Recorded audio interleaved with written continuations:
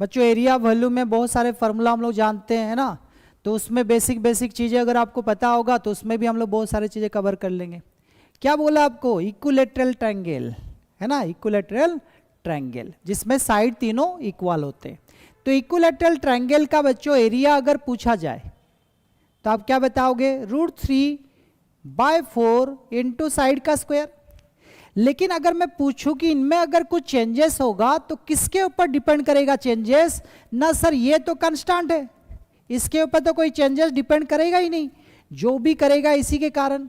अगर आपका साइड का कुछ चेंजेस होगा तभी आपका एरिया का चेंजेस आएगा। और ए स्क्वायर के हिसाब से अगर मैं बोलूं कि यहाँ पर साइड के बारे में उसने क्या दिया ना, इसने बोला कि साइड आपका डबल हो रहा है। तो साइड डबल हो रहा है मतलब पहले 1 था तो अभी कितना हो गया बच्चों? 2 हो गया। तो ए स्क्वायर मतलब 2 बार ए आ रहा है तो सेम रेशियो में 1:2। यानी कि बच्चों इनका जो एरिया का चेंजेस होगा ये किसके ऊपर होगा ना? 1:1, 2:2, 4। तो आप मुझे बताओ ये कितना गुना हो गया ना? आप बोलोगे सर 4 टाइम्स हो गया। तो आपको तो यही पूछा था ना बच्चों, कितना टाइम्स हो गया, हाउ मेनी टाइम्स? तो यहां पर 4। बस इतना ही था आपका कहानी। तो हमेशा आप पहले देख लो आपका फॉर्मूला और फिर देखो जो कांस्टेंट चीज है उसके ऊपर कोई चेंजेस डिपेंड नहीं करेगा, जो वेरिएबल होगा उसी के ऊपर डिपेंड करेगा। तो मैं देखा ए 2 बार आएगा तो ए का जो चेंजेस होगा वो डायरेक्ट आपका किसका चेंजेस होगा? एरिया का। तो ए 1:2 स्क्वायर के हिसाब से 1:4, तो मतलब ये 4 गुना हो गया। तो मेरा आंसर हो गया। ए बता रहे एकदम सही जवाब है।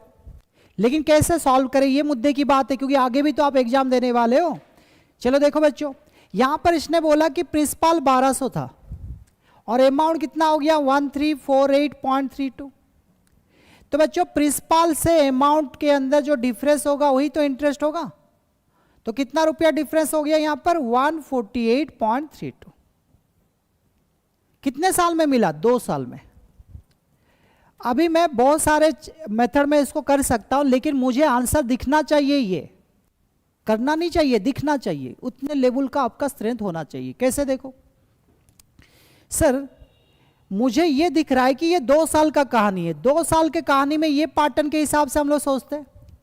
सर 6% अगर पहले बार मिले तो अगला बार ये आपका कितना होगा? मिनिमम 0.36 होगा। तो आप ये सोच लो ना कि यहां पर 12% तो मिनिमम मिलेगा। 12% तो मिनिमम होगा। अगर इंटरेस्ट कंपाउंड इंटरेस्ट की तरह ना सोचकर केवल सिंपल इंटरेस्ट भी सोचा जाए तो 12% तो मिनिमम होगा, फिर इंटरेस्ट का इंटरेस्ट। तो सर 1200 का 12% यानी कि 144 तक पहुंच जाएंगे। लेकिन अगर मैं 6.5 ले लूं तो एसआई में भी 13% हो जाएगा। तो 12 × 13 क्या होगा आंसर मेरा ना? 156। तो बड़ा हो जाएगा ना। तो आप इससे नहीं जा सकते तो ये तो नहीं जाओगे। तो एग्जामिनर भी चाहता था कि आप ऐसे लगा लो। तो देखो कितना प्यारा प्यारा क्वेश्चन दिया आपको नौकरी दिलाने के लिए। और डायरेक्ट क्या अपॉइंटमेंट लेटर देगा क्या? बस प्यारा प्यारा क्वेश्चन दिया, थोड़ा सा बेसिक चीजें और आपने सॉल्व कर लिया। सही है बच्चों? तो यहां पर हम लोग इसको सॉल्व भी कर सकते हैं, लेकिन आप खुद देख पा रहे हो कि एग्जामिनर ने ऑप्शन कैसा रखा था। तो आप वो चाहता है कि आप ऑप्शन से पकड़ लो, इसीलिए तो ऑप्शन का सहारा कैरियर हमारा है कि नहीं।